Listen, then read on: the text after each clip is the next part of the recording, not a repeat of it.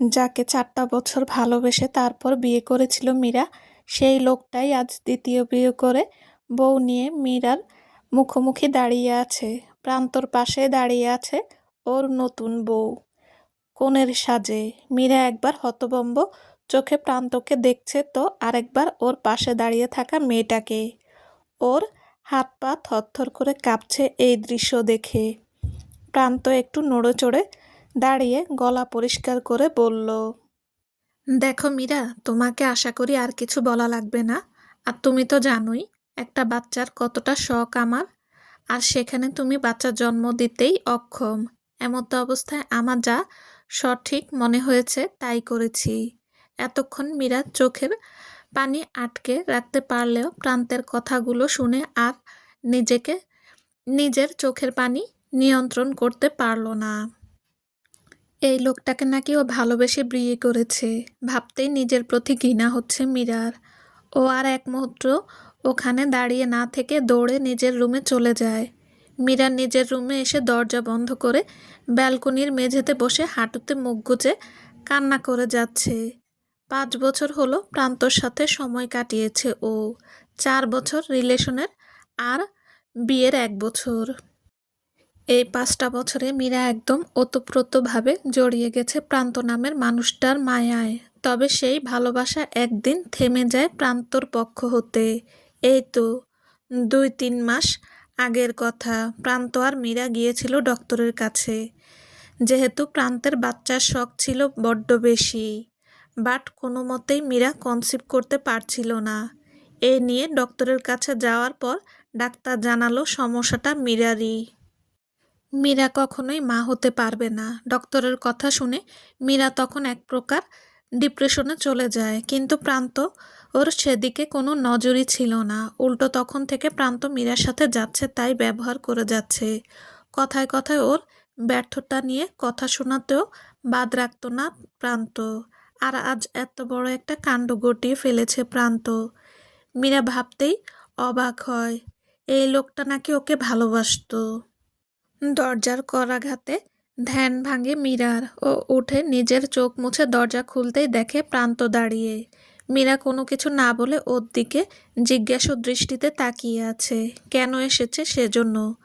প্রান্ত বুঝতে পেরে ওর দিকে একটা পেপার এগিয়ে দিয়ে বলল, অনেক তো হলো মীরা, এবার দয়া করে এখানে একটা সাইন করে আমাকে মুক্তি দাও।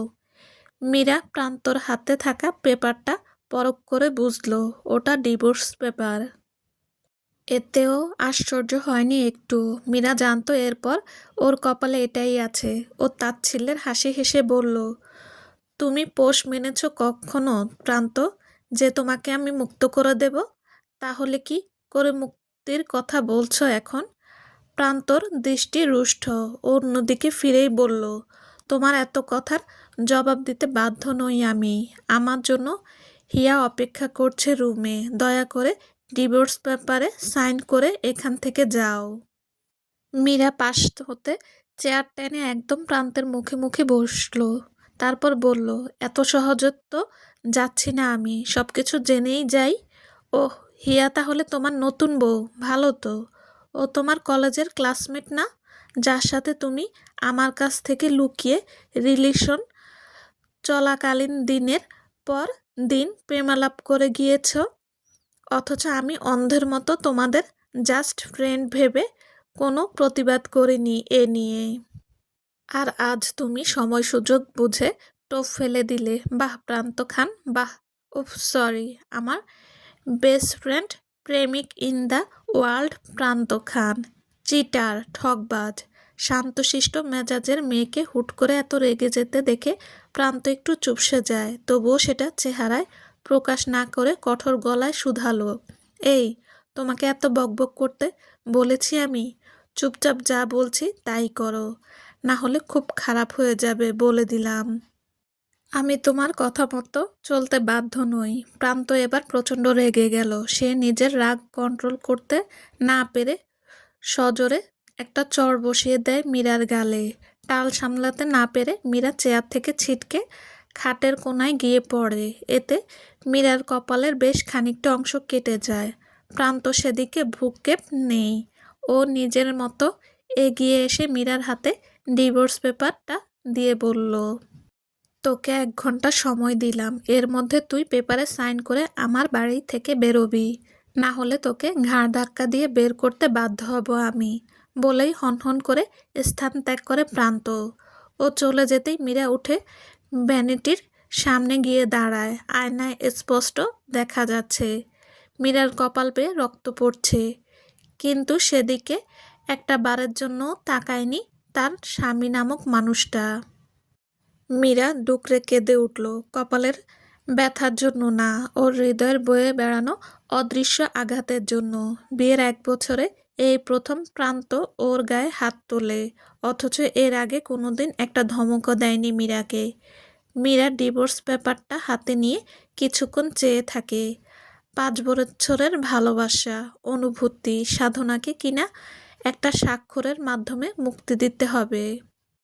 তাহলে এই 5 বছরের সমস্ত কথা দেওয়া, একসাথে থাকার প্রতিজ্ঞা, সবকিছুই মিথ্যে ছিল। পুরুষ মানুষ তার ভালোবাসার মানুষকে ফেলে এভাবেই ছুঁড়ে ফেলে দেয় পরবর্তীতে। একবার পেয়ে গেলে এতই অনীহা চলে আসে তাদের মনে প্রিয়তমার জন্য। মীরা আর কিছু ভাবতে পারল না।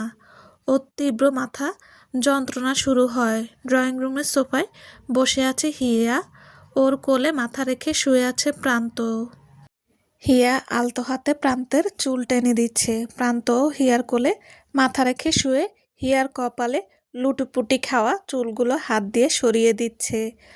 দুজন নানান কথার মধ্যে মাঝে মধ্যে হো হো করে হাসছে, মজা করছে। রুম থেকে লাগেজ হাতে বের হতেই এ দৃশ্য চোখে পড়ে, আর পা বাড়াতে পারল না মীরা। কেমন যেন অবশ হয়ে আসছে ওর দুপা। পাবলিক প্লেসে নতুন দম্পতির এমন রোমাঞ্চকর দৃশ্য দেখে একসময় হিয়ার নজরে আসে মীরা। ওকে দেখে হিয়া মুখ ভেঙচিয়ে বলল, দেখো না বেবি, ওই মেয়েটা কেমন নির্লজ্জের মতো চেয়ে আছে আমাদের দিকে। ওর মতো অপয়া মেয়ের ছায়া পড়ে যেন আমাদের উপর, সেটাই চাচ্ছে মেবি ও। হিয়ার কথা মীরার কানে পৌঁছাতেই অপমানে চোখ নামিয়ে ফেলে মীরা। প্রান্ত মীরার দিকে একবার আর চোখে তাকিয়ে হিয়াকে মৃদু ধমক দিয়ে ফিসফিস করে বলল, আহ চুপ করো তো হিয়া। আপদটা বোধহয় বিদায় হচ্ছে, আমাদের রাস্তা ক্লিয়ার করে, তাই যেতে দাও চুপচাপ। মীরা ওদের দিকে একবার তাকিয়ে নিজের হাতে থাকা ডিভোর্স পেপারটা নিয়ে প্রান্তদের দিকে এগিয়ে যায়। ডিভোর্স পেপার প্রান্তের হাতে ধরিয়ে দিয়ে আবার নিজের জায়গায় ফিরে এসে লাগেজ হাতে নিয়ে আর এক মুহূর্ত না দাঁড়িয়ে বের হয়ে যায় মীরা। ও বের হয়ে যেতেই আনন্দে উচ্ছ্বসিত হয়ে যায় প্রান্ত আর হিয়া। প্রান্ত হিয়াকে এক হাতে জড়িয়ে ধরে ডিভোর্স পেপারটা খুলে হতভম্ব হয়ে যায়। মীরা ডিভোর্স পেপারে সাইন করেনি, এর বদলে ডিভোর্স পেপারের মধ্যে ছোট্ট একটা চিরকুট রাখা। প্রান্ত ওটা খুলতেই দেখতে পায় ওতে লেখা, you may escape the all laws of human but nature laws will never let you go. Pranto চিরকুটটা পড়া শেষ করে ছুঁড়ে ফেলে দিয়ে সজোরে দেওয়ালে ঘুষি মেরে বলল, মীরা ডিভোর্স পেপারে সাইন করেনি, ড্যাম ইট। রমনার একটা নির্জন কোণ আছে, লোকজন সাধারণত ওদিকটায় যায় না। মীরা ঠিক সেই জায়গাটায় এসে একটা পুরনো বেঞ্চে বসে পড়ল। দূরে কয়েকটা পাখি ডাকছে, তার বাইরে আর কোনো শব্দ নেই। নিঃশব্দ জায়গাগুলো এমনই, যেখানে মানুষের মনে জমে থাকা ব্যথাগুলো জাগ্রত হয়ে ওঠে। মীরা এতক্ষণ নিজেকে শক্ত রেখেছিল, কিন্তু এই নীরবতা, এই নির্জন বেঞ্চ সবকিছু যেন তাকে আলতো করে ভেঙে দিল। হঠাৎ কাঁদতে শুরু করলো সে। প্রান্তর কথা মনে পড়তেই বুকটা হঠাৎ ধক করে উঠল। তখন মীরা ক্লাস 9-এ পড়তো, প্রান্ত তখন কলেজের ছাত্র। ওর 2 বছর বড়, কিন্তু চোখে মুখে এমন শান্ত ভাব যে মীরার মনে প্রথমবার অদ্ভুত এক কম্পন উঠেছিল তাকে দেখেই। প্রথম দেখা তেমন কিছুই না। মীরার ভাইয়ের বন্ধুরা মিলে ক্রিকেট খেলছিল মাঠে, প্রান্ত পাশে দাঁড়িয়েছিল। মীরা সেই রাস্তা দিয়ে হাঁটছিল, হঠাৎ সে হোঁচট খেয়ে পড়ে। ওর হাতের বই খাতা সব ছড়িয়ে পড়ে। তখন সবার আগে প্রান্তই ওর দিকে এগিয়ে এসে সাহায্যের হাত বাড়িয়ে দেয়। প্রান্ত চুপচাপ বইগুলো তুলে দেয়, তারপর সোজা চোখে তাকিয়ে জিজ্ঞেস করে, ভয় পেয়েছো? মীরা তখন কিছুই বলতে পারেনি, তবে প্রান্তর সেই এক লাইন কথাতেই কেমন একটা নিশ্চয়তা ছিল, যেন পৃথিবীতে কেউ একজন আছে মীরার জন্য, যাকে খুব বিশ্বাস করা যায়। তারপর ধীরে ধীরে কথা শুরু হলো, মাঝে মাঝে ফোনে কথা, কখনো বা হুটহাট রাস্তায় দেখা। মীরা তখন ছোট, মনে হালকা ভয় ছিল, আবার সাথে প্রান্তের জন্য কেমন একটা টানও ছিল। প্রান্ত সবসময় খুব ধীর স্বরে কথা বলতো। মীরা ছোট হওয়া সত্ত্বেও ওকে যথেষ্ট সম্মান করত প্রান্ত। এই সামান্য মুগ্ধতা নিয়েই মীরা দিনের পর দিন প্রান্তকে নিয়ে স্বপ্ন বুনে যেত। প্রান্তর দেওয়া প্রথম চিঠিটা এখনো মীরার কাছে আছে, যেখানে নীল কালি দিয়ে খুব ছোট ছোট অক্ষরে লেখা ছিল, তোমার হাসি মুখ দেখলে আমার দিনটা ভালো যায়, তোমার ঠোঁটে যেন এই হাসিটা আমরণ থাকে মীরু। মীরা এই কথাগুলো ভীষণ বিশ্বাস করত। প্রথম প্রেম মানুষকে এতটাই অন্ধ করে দেয়, যার ফলে প্রেমিকের বলা সব কথায় সত্যি লাগতো, সব কিছুই স্থায়ী মনে হয়।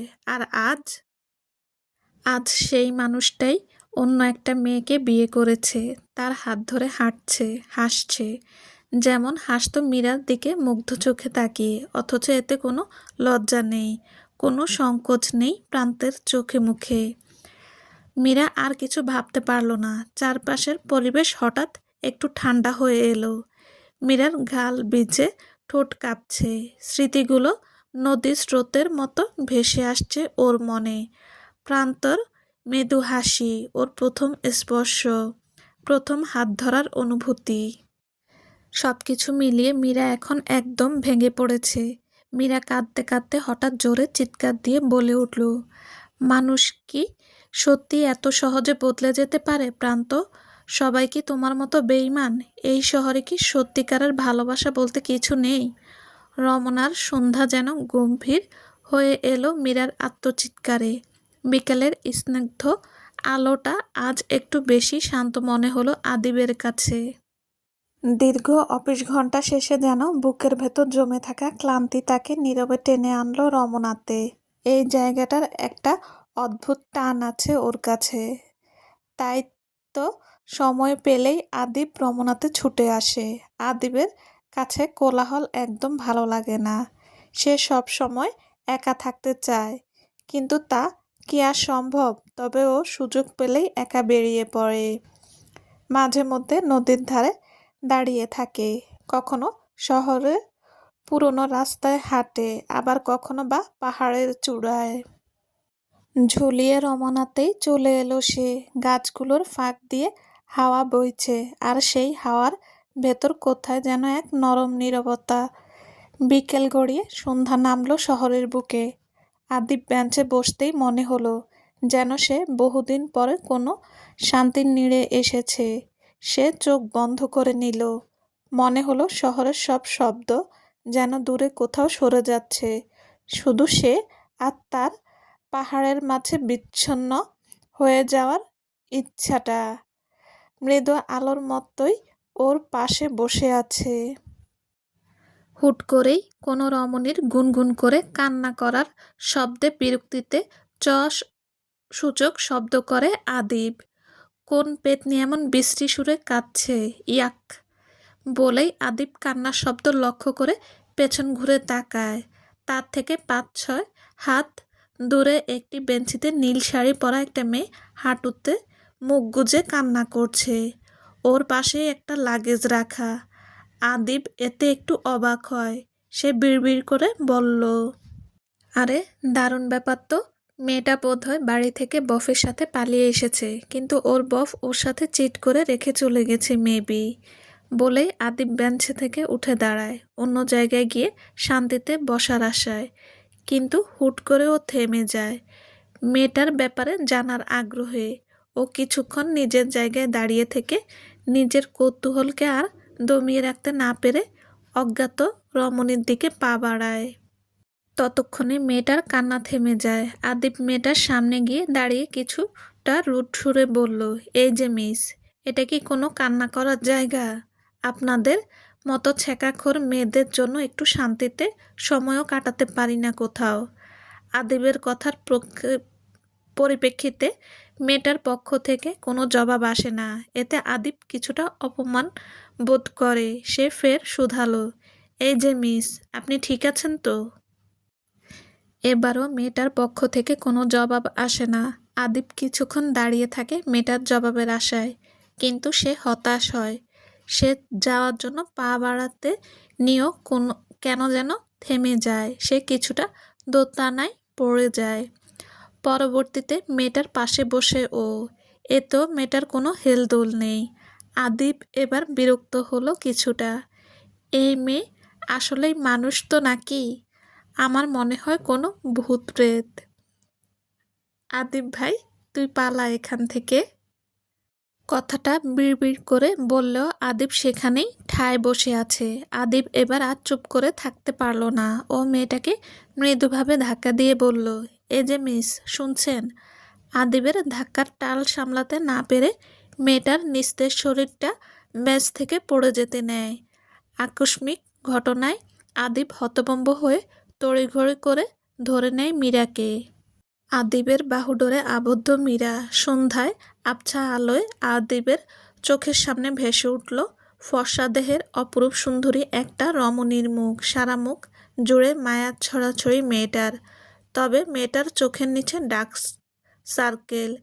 আদিবের মনে হচ্ছে বেশ অযত্নে দিন কাটছে মেয়েটার। মুখে কেমন একটা মলিন ভাব চলে এসেছে মেয়েটার। আদিব একটা ঘোরের মধ্যে চলে যায় মেয়েটার দিকে তাকিয়ে এসব ভাবতে ভাবতে। হঠাৎ ধ্যান ভাঙে ওর। আদিব বুঝতে পারল মেয়েটার জ্ঞান নেই। ও কি করবে ভেবে না পেয়ে বসা থেকে উঠে মীরাকে কোলে তুলে নেয় হসপিটালে নেওয়ার উদ্দেশ্যে। এই দৃশ্যটা অদূরেই দাঁড়িয়ে পরখ করছিল প্রান্ত আর হিয়া। প্রান্ত তো হতভম্ব এই দৃশ্য দেখে। মীরার ওপর চরম ক্ষোভ নিয়ে ওর পিছু নেয় প্রান্ত আর হিয়া। কিন্তু এখানে এসে ব্যতিক্রম দৃশ্য দেখে তো চক্ষু চরম গাছ প্রান্তর। ও যেন নিজের চোখকেই বিশ্বাস করতে পারছে না যে মীরার পাশে কোনো ছেলে রয়েছে। এই দৃশ্য দেখে হিয়া মুখ ভেঙচিয়ে বলল, দেখেছ, মেয়ের চরিত্র নষ্টামি একটা। স্বামী আজ ডিভোর্স দিল আর আজই ভাতা নিয়ে গাছতলায় চলে এলো সুযোগ বুঝে। প্রান্ত ক্ষিপ্ত স্বরে বলল, চলো আজ হাতে নাতে ধরবো একেবারে। ওকে শিক্ষা দিয়েই ছাড়বো আজ। ও বুঝুক প্রান্তকে খেপালে কি যে সহ্য করতে হয়। চলবে। আসসালামু আলাইকুম, আমি রেশমি। আপনাদের যদি আমার গল্প ভালো লেগে থাকে প্লিজ লাইক কমেন্ট করে জানাবেন কেমন হয়েছে। প্লিজ। আল্লাহ হাফেজ।